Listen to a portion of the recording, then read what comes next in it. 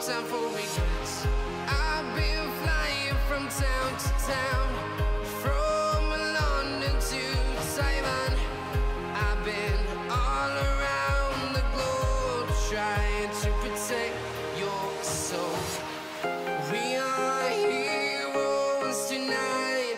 We will fly above the sky. We are heroes tonight.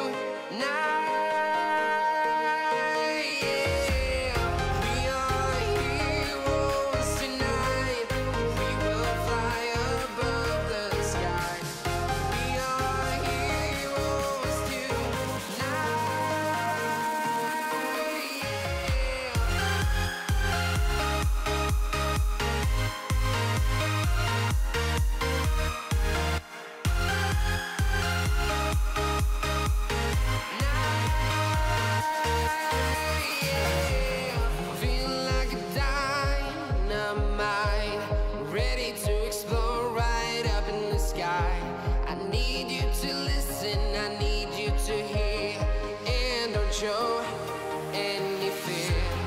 I've been flying from town to town, from London to Taiwan. I've been all around the globe trying to protect your soul. We are heroes tonight. We will fly above the sky. We are heroes tonight.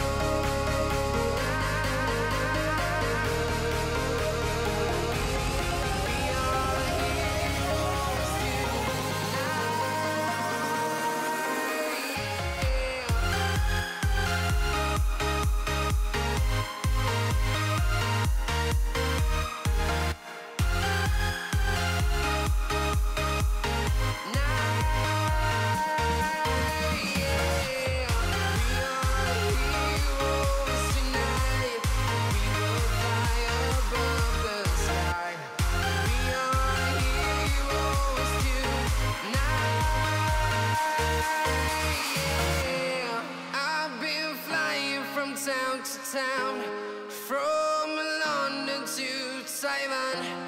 I've been all around the globe trying to protect your soul.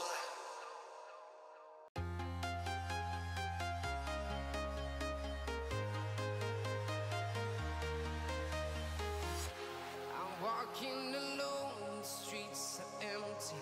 The only thing I can see is my own silhouette. I'm getting stronger, step by step. The clock is ticking, but there's no time for regrets.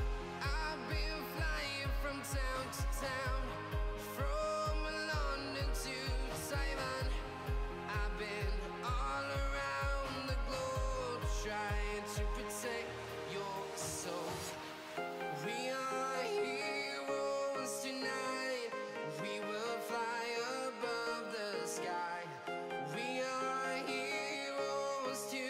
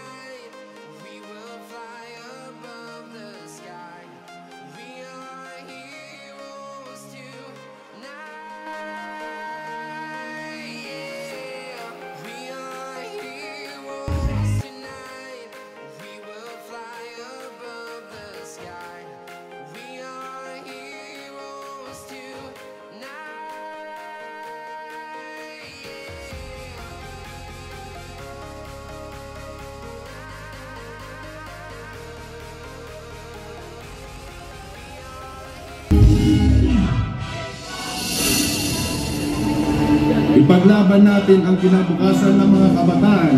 Ipaglaban natin ang kapayapaan. Ipaglaban natin ang malinis, tapat at mga tao na pamahalaan. Ipaglaban natin ang ating bayan. Alam mo, pag nasa gobyerno ka, ikaw yung nagdadala, you cannot give promises. Hindi po ako politiko na mangangako. Gagawin ko lang po ang aking trabaho dahil bisyo po ang magserbisyo sa ating mga kababayang Pilipino at naniniwala po ako na ang serbisyo po sa tao, serbisyo po yan sa Panginoon. Serbisyo po yan sa Allah.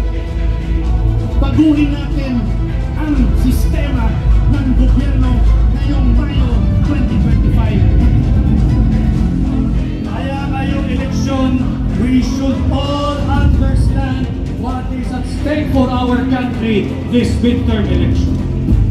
Look for somebody na talagang would stand for what is right and what is really just.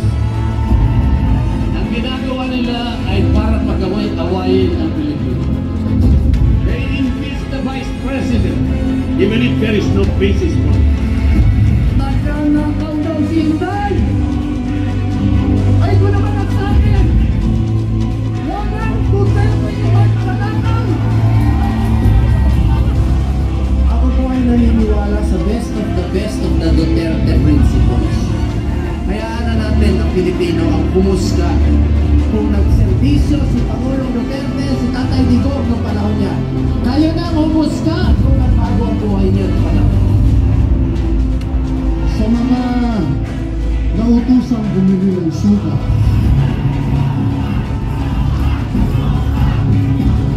huwag nating maliitin yung mga nagtitinda natin ng suka dahil hindi po bawal mangarap at isang nagtitinda ng suka na magiging senador. At kami ngayon sa PBB Laban, may asim po kami na magserbisyo ng tama para sa Pilipino. Kaya huwag po nilang malilitin na kami ay bumibili lamang ng suka. Alam mo ninyo, ang suka ang kalaban ng tanso. Ang suka ang kalaban ng Peking Ginto. Kapayapaan, peace and order. Gusto kong ipagpatuloy ang naiwan laban ni PRRT. Gusto kong manambalik ang tiwala ng mga magulang na makakauwi ang kanilang mga anak na hindi matidisgrasya, hindi makikita, hindi mararip, hindi mapapakal. Lalabanan din natin ang muling paglaganap ng illegal na droga. Kung kinakailangan na madumihan ng dugo ng masamang tao ang aking buhay para maprotektahan ang buhay ng mga matitino, mababait at mga law-abiding citizen, gagawin ko po yun. Itaga nyo sa bato. Gagawin ko yan. Galit ang mga Duterte sa mga korap at magnanakaw. Galit ang PBB laban sa korupsyon at katiwalian. Alam natin kung bakit napakataas ng pangunahing bilihin sa ating bansa. Alam din natin na lubog na ang ating bansa sa korupsyon. Pero sila hindi nila alam sapagkat karamihan sa kanila ay involved sa korupsyon. At sa hirap na dinanas natin ng pandemic, bakit biglang sumalya at sumipa pataas ang kahirapan sa Pilipinas? Ano ang dahilan? Naniniwala ko ng dahil sa korupsyon. Saan ka nakakita nagpapasa ng 6.352 trillion pesos panay blanco ang bicameral conference committee report? Gusto nyo ba ayuda lang ng ayuda? Gusto nyo ba ang Pilipino linya at hihingi ng abuloy galing sa mga congressman? Trabaho o ayuda? Trabaho para sa mga Pilipino? Hindi ayuda! Ito ang ating exhibit A. ang Kingdom of Jesus Christ o KOJC. Limitado mga nanaling resources, ngunit napalago ang simbahan mula sa Davao City hanggang sa iba't ibang panig ng daigdig. Napatunayan natin na sa KOJC na kapag ilalagay ang pera sa wastong pinalalagyan, walang maghihirap o maiiwanan. Dahil sa karanasan ito, ang pangunahing susulong ko sa aking pagtakbo ay zero corruption. Let this day be that one day na tayo ay makukuha ulit ang ating pamahalaan at maitutuwid ulit ang ating landas bilang bayan. Kung kami pabalikin ninyo sa Senado, kami ni Senator Bongo, dagdagan ninyo kami. Kung ibalik nyo kami doon, dagdagan nyo kami. Kami magkasamaan. Gusto ko rin pong makiusap sa inyo na tulungan po natin ang mga kasamahan ko dito. Kasi yung kapanalunan po ng mga kasamahan ko rito ay kapanalunan rin po ng Duterte at kapanalunan po ng bawat Pilipino. Hindi ko kasi pwedeng pagkaroon ng tagumpay kung ako lang ang nasa Senado, kung si Pato lang ang nasa Senado, o kung si Bongo lang ang nasa Senado. Kulang po kami. Kulang po kami. Kailangan po dumami ang PDP laban sa Senado upang ang boses at instruksyon po namin na hindi po ninyo ay maibigay namin. Kailangan po ninyo yung abogado na lalaban para sa inyo, para sa katwiran.